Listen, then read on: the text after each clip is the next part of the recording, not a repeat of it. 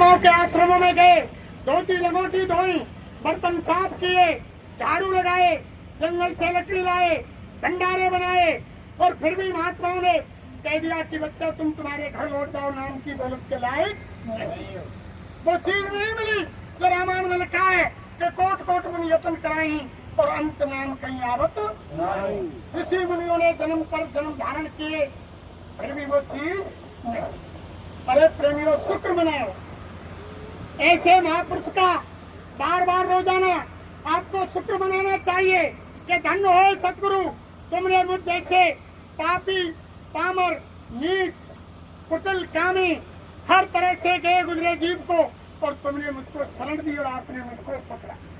रोजाना इनसे यानी प्रार्थना करनी चाहिए प्रेमियों।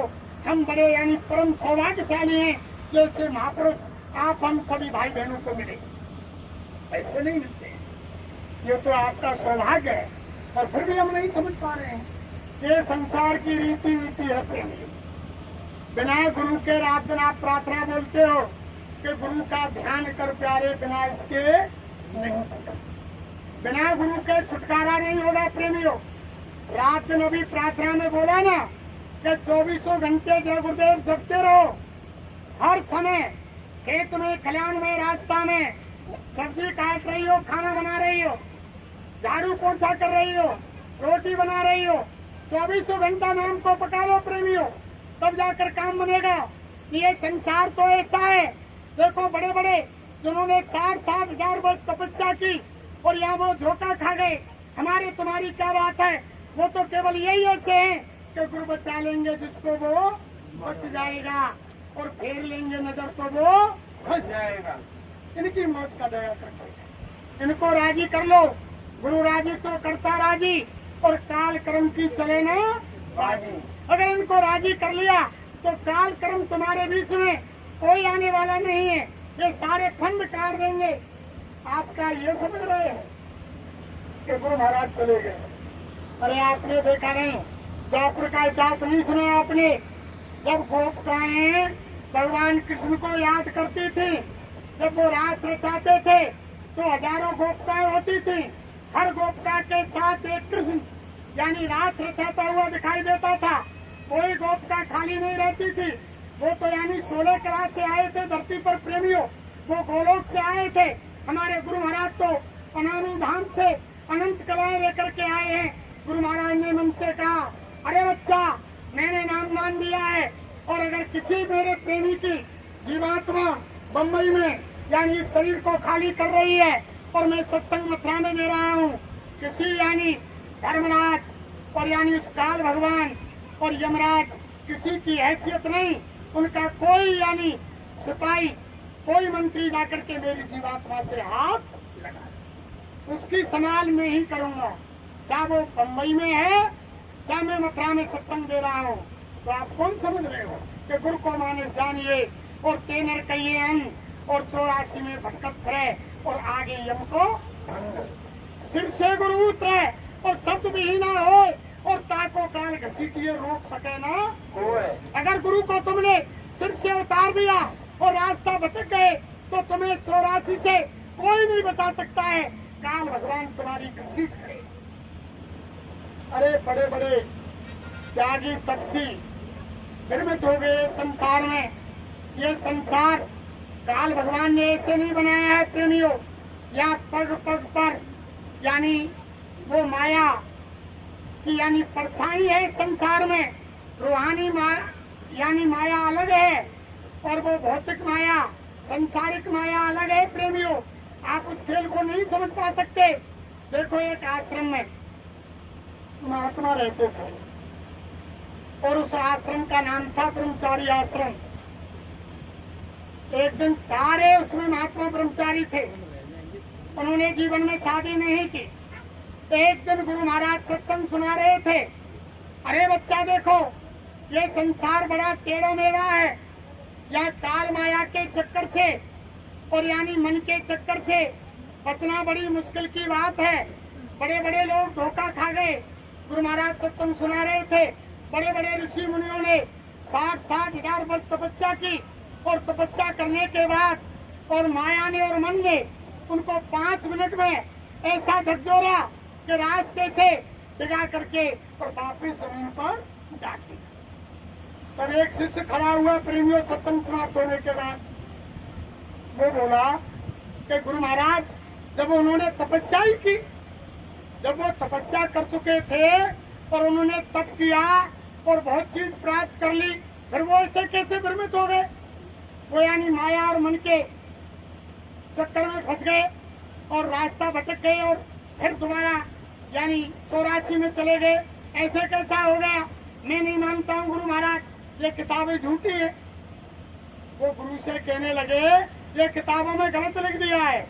मैं नहीं मानता कि 60,000 वर्ष तपस्या करने के बाद फिर वो माया और मन के चक्कर में फंस गए और 84 में चले गए। तो गुरु महाराज ने कहा, अरे बच्चा ठीक है, चलो मत मानो, धर्मशास्त्र तो झूठे नहीं है, वो तो महापुरुषों के लिखे हुए हैं, ऋषि मुनि महात्माओं के लिखे हुए हैं, वो झूठे नहीं हो सकते। पर चलो तुम नहीं मानते हैं तो हम तुमको बता देंगे किसी दिन कि यानी तप करके भी यानी वो वापस कैसे 84 में जाता है। तो देखो प्रेमियों, क्या हुआ कि महात्मा जी यानी उनके गुरु महाराज उसी शिष्य से बोले, बच्चा, कुछ समय बाद जब वो बात को भूल गया, साल 6 महीने बाद, कि बच्चा हम बाहर जा रहे हैं देशाटन के लिए और ये ब्रह्मचारी आश्रम है, यहाँ किसी औरत को मत ठहरने देना, रात में दिन में कोई अगर औरत आ जाए तो उसको ने आश्रम में मत रुकने देना और बड़ी होशियारी से रहना। कि मालिक गुरु महाराज, तुम चिंता क्यों करते हो? तुम चिंता की बात मत करो, हम बड़े होशियारी से रहेंगे। और गुरु महाराज चले गए और गुरु महाराज ने भगवान को आदेश दिया कि भगवान, और ऐसा वो बनाओ स्वरूप कि मेरा जो शिष्य है उसको ऐसी लीला दिखा दो, ऐसी रूहानी माया फैला दो जो इसकी अकल ठिकाने आ जाए। इसको बड़ा घमंड हो रहा है अपनी तपस्या पर, अपने तप पर। और क्या किया? भगवान ने कहा कि ठीक है संत महाराज, मैं जाता हूँ और आज ही मैं तुम्हारा खेल कर दूंगा।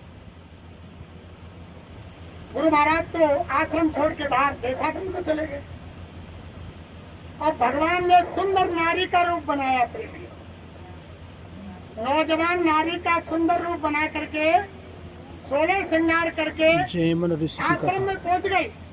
शाम का समय था और जो अपनी तपस्या पर घमंड कर रहे थे उन्हीं के सामने जाकर खड़ी हो गई। सूर्यास्त हो गया और उन्होंने देखकर कहा, अरे अरे, गुरु का आदेश नहीं है और तुम आश्रम में सीधे क्यों चली आई हो? बाहर निकलो, बाहर निकलो, ये ब्रह्मचारी आश्रम है, इसमें यहाँ औरत नहीं ठहरती है। जब वो विनती प्रार्थना करने लगी, वो विनती प्रार्थना करने लगी कि महात्मा जी, मैं एक अबला नारी हूँ और इस समय रात्रि हो चुकी है, मेरा रक्षा का कोई सहारा नहीं है। महात्मा जी मुझ पर दया करो। जब तुम महात्मा हो, ज्ञानी हो, त्यागी हो, तपसी हो, जब एक अबला नारी पर तुम दया रहम नहीं कर रहे हो तो तुम कैसे महात्मा हो? दया करो। मैं रात के समय कहाँ जाऊंगी? मुझको ठहरने को स्थान दो। सुबह 4 बजते ही मैं तुम्हारा आश्रम खाली कर दूंगी। अरे मुझ पर रहम करो। कई बार कहने पर उस शिष्य ने नहीं माना, मना कर दिया, लेकिन रोई, रोने लग गई। जब रोने लग गई, गिड़गिड़ाई, हाथ जोड़ा, विनती की, मैं तुम्हारे पैरों में पड़ती हूँ, इस समय मैं कहाँ जाऊंगी? मेरी इज्जत का सवाल है। मैं एक नारी हूँ, अगर जंगल में चली गई, कोई बदमाश मिल गए तो मेरी इज्जत चली जाएगी, कोई जानवर मिल गया तो वो मुझको खा जाएगा। हे महाराज, तुम मुझ पर दया करो और मुझको जगह बताओ। अगर तुम दया नहीं करोगे तो भगवान भी तुम्हें माफ नहीं करेगा, जो तुम एक नारी पर दया नहीं कर रहे हो। महात्मा जी नारी के चक्कर में कहा, चलो तुम नहीं मानती हो, कोई बात नहीं, हमारा वो सामने वो खपरेल वाला, वो खपरेल डरी हुई है और वो कुटिया है, तुम उसमें चली जाओ और अंदर से ताला लगा लेना। अगर मैं भी तुमसे कहूँ कि ताला खोलो तो भी तुम ताला मत खोलो। अंदर चली गई कुटिया में प्रेमी। और रूहानी माया देखो भगवान की। संसार में तो माया की केवल छाया है, हम माया की छाया में इतने भ्रमित हो रहे हैं कि यहाँ से निकलना बड़ा यानी कठिन है। तो रूहानी माया तो आपने देखी नहीं, तो अंदर चली गई, अंदर से तारा लगा दिया और खाट में लेट गए, बिस्तर में लेट गए और कहने लगे कि बड़ी नौजवान लड़की है, बड़ा सुंदर रूप है, उसकी आंखें कैसी हैं, उसका चेहरा कैसा है। याद करते रहे, अंदर से एकदम यानी उनका मन काम भावना जगी और बिस्तर छोड़ के और वहां पहुंच गए कुटिया पर, जाकर के दरवाजा खटखटाया। अरे देवी दरवाजा खोलो, कि तुम कौन? कि मैं वही महात्मा हूँ जिसने तुम्हारे लिए शरण दी। अरे के महात्मा जी, आपने ही तो कहा था कि अगर मैं भी कहूँ तो दरवाजा मत खोलना, मैं दरवाजा खोलने वाली नहीं। और क्या हुआ प्रेमियों, जब अंदर से काम वासना जगी तो ऊपर चढ़ गए, छत के ऊपर, छत से खपड़े लटा दी, खपड़े लटा दी, खपड़े लटा करके कुटिया में जाकर के कूद पड़े और कूद पर वो कहने लगी, अरे महात्मा जी तुमने क्या किया? तुम मेरे पास आ गए, तुमने तो बहुत तप किया है, तपस्या की है, और तुम यहाँ क्यों आ गए? अरे मैं तुमसे ये पूछने आया हूँ, क्या तुम्हारी शादी हो गई? क्या तुम्हारी शादी हो गई? कि ना बाबा मेरी शादी नहीं हुई है। क्या तुम शादी करना चाहती हो? कहा बाबा शादी तो करूंगी। तो अच्छा तुम शादी करने मुझसे राजी हो? अब वो कहने लगी कि बाबा मैं तुमसे शादी तो कर सकती हूँ, लेकिन मेरी एक शर्त होगी। यानी क्या शर्त होगी? कि तुम्हें तुम्हारा काला मुंह करना होगा और तुम्हें घुटमन घुटमन चल के जो मंदिर है यहाँ माँ का, उसमें भामत डलेंगी, वहां तक तुम्हें मुझे पीठ पर बैठाना होगा, तुम्हें वहां तक पीठ पर बैठाना होगा। और महात्मा जी सोचने लगे कि रात ही तो है, काला मुंह करने में क्या दिक्कत है, कौन देख रहा है, और पीठ पर बैठा करके घुटमन घुटमन मंदिर तक ले जाने में क्या दिक्कत है, कोई रात में देख तो नहीं रहा है। अगर महात्मा जी को यानी सवार बना लिया, सवार बना लिया, भगवान नारी रूप में महात्मा जी के ऊपर सवार हो गए, मुंह काला करवा दिया और मंदिर पर पहुंच गए। मंदिर पर पहुंचते ही और महात्मा जी कहने लगे, अरे देवी अब तो मंदिर आ गया, अब उतरो और जल्दी करो, भामत डालो, यानी शादी करो। जैसे ही भगवान नारी रूप से उतरे, यानी अपना असली रूप दिखा दिया, और महात्मा जी खड़े हुए भगवान के रूप को देख करके, भगवान तुम, भगवान तुम, अरे कि तुम तो बड़े योगी जति थे और कह रहे थे कि जिन्होंने 60-60 हजार पर तपस्या की कि वो कैसे अपने उससे भंग यानी उससे रास्ते से दिख गए, ये तुम्हारा क्या हो गया? अरे कि भगवान ये तुमको किसने बताया? कि आपके गुरु महाराज ने ही मुझको भेजा, आपके गुरु महाराज ने ही मुझको भेजा। वो इसीलिए देशाटन को गए कि भक्त की यानी थोड़ा घमंड खत्म कर दो, उनको अभिमान आ गया कि मैंने तपस्या की है। ये बड़ा काल माया का देश है प्रेमी, इसमें फंसने में देर नहीं लगती है। अच्छे अच्छे लोग गिर गए, आपने देखा नहीं? हमारी ही संगत में गुरु महाराज ने सारी चीज बताई, कोई कसर खूंट नहीं छोड़ी, और लोग बाबा जी को छोड़ करके अन्य मतों में चले गए, कोई रामपाल में चला गया, कोई कहीं चला गया, और बहुत से अलग अलग दल बन गए। गुरु महाराज को पीछे कर दिया, और यानी स्वयं महाराज ने जो पहले कहा था कि बड़े बड़े यानी जय गुरुदेव बनेंगे, आगे बहुत दुकानें लगेंगी, अरे बच्चा किसी के बहकाने में मत आ जाना, तुम मेरी तरफ देखना और मैं तुम्हारी तरफ देखूं। अगर तुमने बीच में तीसरे को खड़ा कर दिया तो बच्चा तुम्हारा परमार्थ खराब हो जाएगा। मैं बच्चा इतनी दूर चला जाऊंगा कि चाह कर भी तुम मुझसे नहीं मिल सकोगे, और बच्चा मेरे काम को कोई दूसरा कर नहीं सकता, और मेरे काम को मुझे करने से कोई रोक नहीं सकता। अगर परिवर्तन आने में देरी हुई और अगर धरती पर जरूरत पड़ी तो गुरु महाराज ने मन से कहा, अरे बच्चा मैं जमीन पर 400 वर्ष रहूंगा। कहा ना, सुना ना तुमने सबने? फिर क्यों कह रहे हो कि गुरु महाराज चले गए चले गए? अरे जब भगवान राम ने नकली सीता बना दी, उस भेद को लक्ष्मण नहीं पहचान पाए, 12 कला से राम धरती पर आए। जब राम 12 कला के यानी नकली सीता बना सकते हैं, तो अनंत कलाओं से आने वाले, अनामी धाम से आने वाले गुरु महाराज क्या नहीं कर सकते हैं? कितने शरीर बना सकते हैं, क्या खेल नहीं खेल सकते हैं? गुरु महाराज ने कहा, अरे बच्चा, ऐसा इतिहास बनेगा भविष्य में कि राम के इतिहास छोटे पड़ जाएंगे और पूरे विश्व के अंदर जय गुरुदेव नाम का डंका बजेगा, कोई जगह खाली नहीं होगी। गुरु महाराज ने कहा, फिर उनके शब्दों को क्यों भूल रहे हो? क्यों भूल रहे हो? आज तो वो हो रहा है हर जगह। देखो, एक गुरु ने प्रेमियों एक शिष्य के लिए, पहले गुरु होते थे, सब विद्या सिखाते थे, राजनीतिक, भौतिक, सामाजिक, आध्यात्मिक, धर्म गुरु होते, राजगुरु होते। वीर शिवाजी के गुरु, उन्होंने उनके लिए क्या शिक्षा नहीं दी? ऐसे ही एक गुरु महाराज ने एक शिष्य को तलवारबाजी की शिक्षा सिखलाई, तलवारबाजी की शिक्षा में निपुण कर दिया प्रेमियों। जब शिष्य निपुण हो गया, पूरी विद्या तलवारबाजी की आ गई, गुरु ने सारा खेल सिखा दिया। तब एक दिन उनके मन में विचार आया कि अब तो गुरु बुढ़े हो गए और सारी विद्याएं तलवारबाजी की हमने सीख ली, क्यों ना गुरु से युद्ध किया जाए, क्यों ना गुरु से युद्ध किया जाए और गुरु से शर्त रखी जाए कि तुम हार गए तो हम तुम्हारे आश्रम में नहीं आएंगे, और अगर तुम जीत गए यानी आश्रम तुम्हारा, और अगर हम जीत गए तो आश्रम के मालिक हम होंगे। अब शिष्य के अंदर यानी वो विचार उठे और गुरु महाराज के पास गए और जाकर के गुरु महाराज से कहा, प्रेमियों, कि गुरु महाराज, आज हम एक विनती प्रार्थना लेकर के आए आपसे। कि बोलो बच्चा। कि गुरु महाराज, हाँ करो पहले, कि हमारी बात को मानोगे? कहा, बच्चा, जो तुम कहोगे हम उस बात को मानेंगे, स्वीकार करेंगे। तो गुरु महाराज देखो, कल हमारा तुम्हारा तलवारबाजी का युद्ध होगा।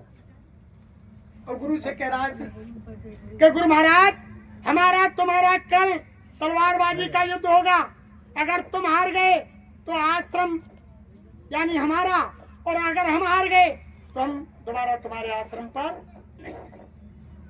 और गुरु ने मन में विचार किया कि ये क्या हो गया, मैंने एक चेला के लिए, शिष्य के लिए इसीलिए शिक्षा दी क्या, जो आज मेरे से युद्ध कर रहा है? अरे प्रेमियों, पर गुरु ने कहा कि ठीक है, हमने वचन दिया है तुम्हारे लिए, हमने मान लिया कि हम आपसे युद्ध करेंगे, लेकिन बच्चा, हमको 10 दिन की मोहलत दे। शिष्य ने कहा कि हाँ हजूर, हम ये कर सकते हैं, आपका हमारा, आप तैयारी कर लीजिए और 10 दिन बाद आश्रम में ही तलवारबाजी का युद्ध। और गुरु महाराज ने क्या किया? गुरु तो समर्थ होते हैं प्रेमियों। उस मिस्त्री के पास गए जो यानी लोहे का काम करता है, लोहार के पास गए और उससे बोले कि बच्चा, एक यानी 10 फुट का यानी तलवार का म्यान बना दो, और तलवार उसमें वही हो जितनी साइज हो, और बनाकर तुम तैयार करो। और 10 फुट का वो यानी तलवार का म्यान जिसमें तलवार रखी जाती है, उसने लोहार मिस्त्री ने तैयार कर दिया। जब उसको लोगों ने देखा कि ये म्यान किसका यानी तैयार है, ये कितनी बड़ी तलवार है, इसको कौन चलाएगा, तब लोगों ने देखा तो उस मिस्त्री से पूछा कि भैया ये तलवार किसकी बन रही है? तो उन्होंने कहा कि भैया ये तलवार गुरु महाराज की बन रही है। क्यों? कि आज से 10 दिन बाद गुरु और शिष्य का युद्ध होगा। अब लोगों ने जाकर के शिष्य से कहा, अरे तुम घर बैठे हो, तुम घर बैठे हो, गुरु महाराज ने तो 10 फुट लंबी और तलवार तैयार करवा ली और तुम घर में बैठे हो, वे दूर से ही बाहर कर देंगे, तुमको खत्म कर देंगे, युद्ध में तुम हार जाओगे। अब वो दूसरे मिस्त्री के पास गया चेला और जाकर के कहा कि भैया मिस्त्री, हमारे लिए तुम 15 फुट की तलवार बना दो, म्यान बना दो। अब उन्होंने 15 फुट की म्यान और 15 फुट की तलवार तैयार कर दी। अब वो तैयार हो गई, गुरु की विद्या को नहीं जान पाए कि गुरु क्या कर रहे हैं। जब तैयार हो गई दोनों अपनी अपनी गुरुओं से अपनी अपनी तलवार लेकर के आश्रम में आ गए। 10 दिन व्यतीत हो गए, सब वहां संगत बैठी हुई थी, युद्ध की तैयारी हो गई। दोनों शिष्य और गुरु मैदान में खड़े हो गए। अब कहा कि भैया चलो शुरू करो। गुरु ने कहा अरे बच्चा चलो बाहर करो, शुरू करो। जैसे ही वो शिष्य तलवार खींचने लगा तो वो तो तलवार 15 फुट लंबी थी, हाथ छोटे पड़ गए, तलवार नहीं निकली। तब तक गुरु महाराज ने 10 फुट के म्यान से वो छोटी तलवार निकाल करके और शिष्य के गर्दन पर जमा दी और जमीन में धड़ाम से। तब गुरु महाराज से बोले कि सरकार तुमने ये विद्या तो बताई नहीं। फिर बोले कि गुरु महाराज ये विद्या तो तुमने बताई नहीं। अरे बच्चा तुम क्या समझ रहे थे?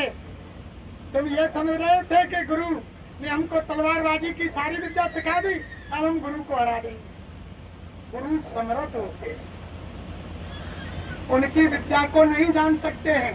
उन्होंने पहले ही कहा था बच्चा तुम 20 साल तक गले में ताबीज बन करके 24 घंटे रात दिन मेरे गले में लटके रहे और फिर भी तुम 20 साल तक एक आध दिन में 20 साल ताबीज की तरह गले में बंधकर 24 घंटे हम आप लटके रहे। फिर भी गुरु महाराज ने क्या कहा? अरे बच्चा फिर भी तुम जानने वाले नहीं हो कि महात्मा की खोपड़ी में क्या है, कि बाबा जी की खोपड़ी में क्या चल रहा है, तुम जानने वाले नहीं हो। तभी तो कहा है कि 3 लोक 9 खंड में और गुरु से बड़ा न कोई, करता करे न कर सके और गुरु करे सो वो करता भी नहीं कर सकता है। तभी तो रामायण में गोसाई महाराज ने लिख दिया कि मोर वचन परे चाहे, राम ने कहा सीधा कि मोर वचन परे चाहे फीका और संत वचन पत्थर की महापुरुषों के वचन पत्थर की लीक होते। जो उन्होंने खड़े बैठे मंच से बोल दिया प्रेमियों, गुरु पर विश्वास यानी 100% होना चाहिए। अगर 99.99 मात्र 1 अंश अविश्वास हो गया तो रिजल्ट उसका 0%। जब तक 100% विश्वास गुरु महाराज के शब्दों पर नहीं होगा तब तक उसका कोई औचित्य नहीं। रात दिन तुम 2-2 4-4 घंटे बैठे रहो, रात दिन प्रार्थना बोलते रहो। एक प्रार्थना अगर तुमने अंतर मन से बोल दी गुरु को पुकार करके तो एक प्रार्थना स्वीकार है। वो तो गुरु समर्थ है। वो गुरु तो स्वयं महाराज ने कहा अरे बच्चा गुरु तो वो ताकत है जो चींटी चलती है उसकी आवाज को भी सुनता है। स्वयं महाराज मन से बोले तुम्हें बाहर पुकारने की जरूरत नहीं है, वो गुरु तो तुम्हारी चींटी चलती है, चींटी के चलने की आवाज कितनी होती है उस आवाज को सुनता है। गुरु महाराज ने कहा अरे उस आवाज को छोड़ो, चींटी का पैर कितना छोटा है और चींटी के पैर में पायल बांध दी जाए, चींटी के पैर में पायल कितनी छोटी आएगी और उसमें घुंघरू फिर कितना छोटा लगेगा। तो गुरु महाराज बोले चींटी के पैर में पायल बांध दी जाए और पायल में जो घुंघरू लगा है उसकी जो आवाज आती है उसको भी महात्मा सुनते हैं, उसको भी सुनते हैं। ये जो हम कर रहे हैं, अरे प्रेमियों जो हम कर रहे हैं उसको गुरु महाराज देख रहे हैं, जो हम कह रहे हैं उसको गुरु महाराज सुन रहे हैं। कैमरा भी चल रहा है, वो कैमरा भी चल रहा है, कोई उनकी नजरों से बचने वाला नहीं है। कैमरा भी प्रत्येक जीव के सर पर वो लगा हुआ है। गुरु महाराज ने कहा वो ऐसा ऑटोमेटिक कैमरा है, वो यानी लोहे लक्कड़ स्टील का नहीं है जो खराब हो जाए। वो जन्म से ही कैमरा लग कर आता है। 2 दूत कंधों पर बैठ कर आते हैं जो अच्छा बुरा लिखते हैं। 5 साल तक तो जीव को कोई कर्म नहीं लगता है। 5 साल बीतने के बाद उस कैमरे का बटन ऑन कर दिया जाता है। जो भी तुम अच्छा बुरा कर्म करोगे, पहाड़ में, पर्वत में, जंगल में, उजाले में, अंधेरे में, दिन में, रात में, जमीन में, पहाड़ में, पर्वत में, शीश महल में, जो भी तुम अच्छा बुरा कर्म करेंगे वो कैमरे में सारी रील बन गई। 2 दूत कन्नों पर बैठे लिख रहे हैं, एक अच्छा लिखता है एक बुरा लिखता है। तभी महात्माओं ने कहा कि मत बुरे कर्म कर बंदे, नहीं तो पछताएगा और भगवान की नजर से तू कभी न बच पाएगा। उसकी नजर से बचने वाले नहीं है प्रेम, गुरु महाराज बता रहे हैं। और फिर भी हम आप उनकी बात को नहीं मान रहे हैं, उनकी बात को नहीं मान रहे हैं। जब हम उनकी बात को मान लेंगे, अरे प्रेमियों, जब यानी देखो, जब अंदर बाहर से हम एकदम साफ हो जाएंगे तब गुरु महाराज अंदर की तीसरा काम तुरंत खोल देंगे। अगर आपका भजन भी नहीं बन रहा है, अगर आपने सेवा भी कर ली प्रेमियों, तो सेवा से भी काम हो जाता है। और तुम सेवा भी नहीं करोगे तो बताओ कैसे काम चलेगा। सेवा करेंगे जब अंग पवित्र होंगे, और सेवा भी कर लिया और सेवा करने में हमको अहंकार घमंड आ गया, तो महात्माओं ने क्या कहा कि करो करायो सब गयो जवायो अहंकार, सारा खत्म, कुछ नहीं बचेगा। सेवा निस्वार्थ भाव से गुरु महाराज के ऊपर अर्पण करके कि हमने कोई सेवा नहीं की, ये हमने यानी गुरु महाराज आपकी दया से की है। जो भी काम है गुरु महाराज के लिए अर्पण करके तब वो काम बनेगा प्रेमी, ऐसे थोड़ी बन जाएगा।